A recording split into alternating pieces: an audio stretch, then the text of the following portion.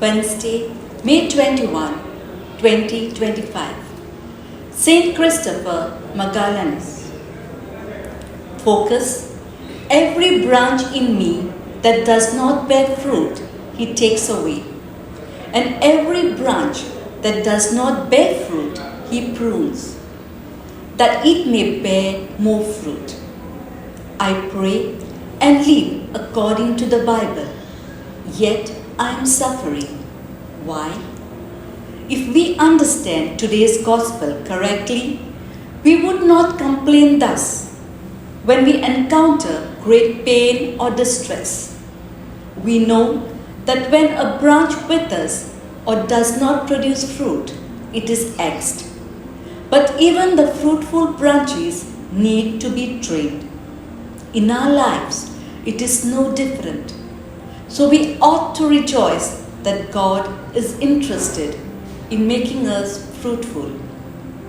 God frequently uses those dear to us to prune us. For example, we come home from an inspiring retreat with praise on our lips. Then a beloved who opens the door says something which hits a raw nerve. What emerges from our mouth? A loud Alleluia? More likely, we squander this golden opportunity to curb our spiritual pride and grow in love and patience.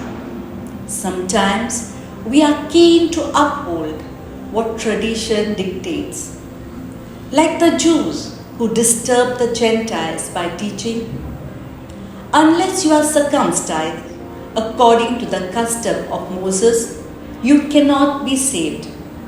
However, what God really wants is a circumcision of everything within us, which hinders us from being His true followers. Fruit. I will be open to correction when I stumble, instead of being indignant that someone has dared to point out my faults.